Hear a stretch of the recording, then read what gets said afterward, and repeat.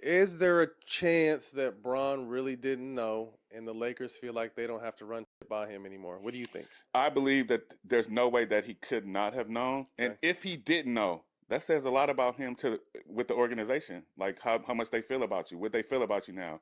And I would have a little bit of attitude with that, with us. Jack, what are your thoughts? I mean, you and I both agree, like, this was too big not to know, but hey, maybe he didn't. If this is a sign where they didn't tell him and they feel like they don't have to check in, what are your thoughts on that? I told you, I'm first team all common sense.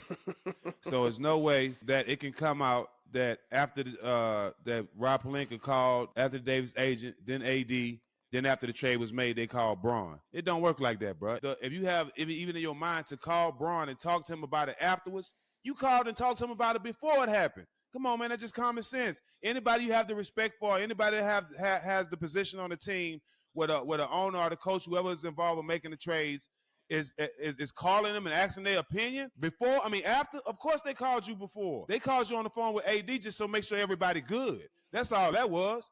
But they definitely talked to LeBron before. Why do you think he's denying that? Like they didn't. Why would he even deny it? Bron know what's going on all across the league, bro. I was Let about to alone say, with the fuck Lakers. just the Lakers. Yeah, I think he probably had to deny it because AD is probably salty.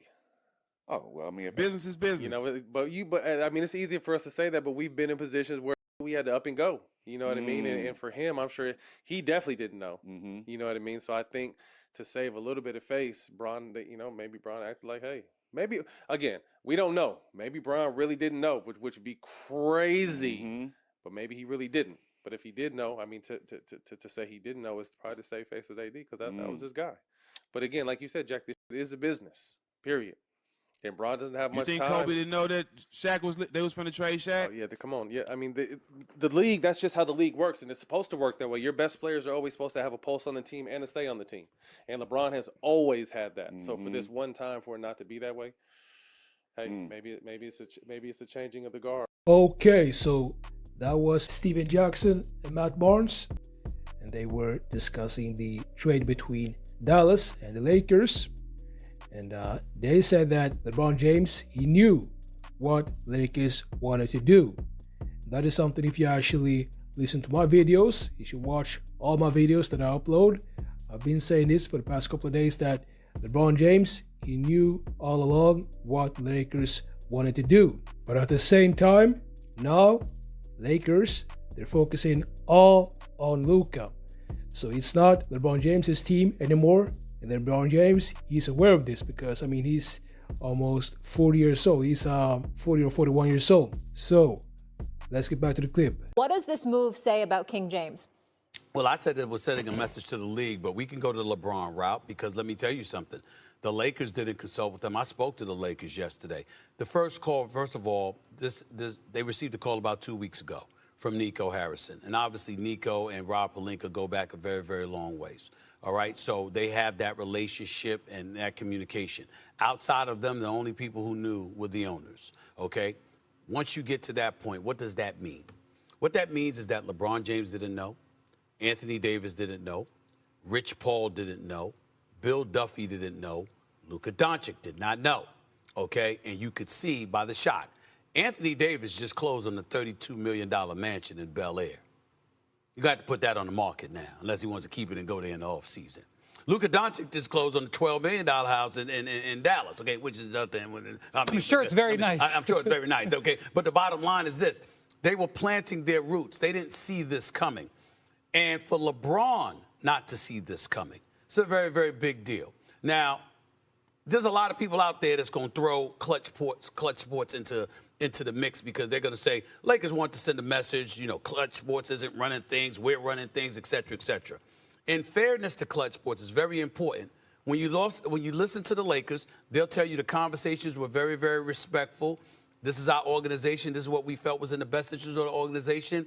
Rich Paul, Anthony Davis, all of those guys took it like professionals, and they deserve credit for that. But it doesn't negate the fact that narrative has been out there for quite some time about the Lakers and Clutch Sports, and specifically LeBron James this year. Again, his son is on the team. The Lakers, forget LeBron James, forget Bronny James, forget the rest of the league. The Lakers felt like, hey, we've done a lot. We've capitulated. We've acquiesced. We know what a superstar he is, and we'll do anything for our stars. And that's how they believe they treated LeBron James. So if that was the way they treated LeBron James, and that's the way they've treated all of their stars, how do you explain this happening? And let's take it, let's bring it home.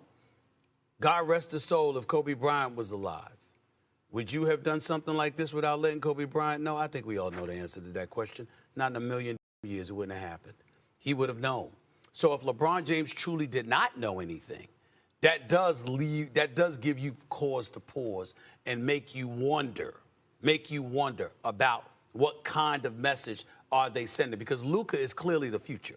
LeBron is not the future. He's 40 years of age. This is the 22nd season. He's definitely going to play his 23rd season. We know how phenomenal and how great he is and how he's revered, and he should be.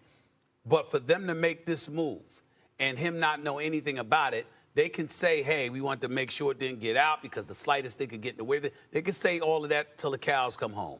In the end, when you have an ideal relationship with a star of that magnitude, he knows something.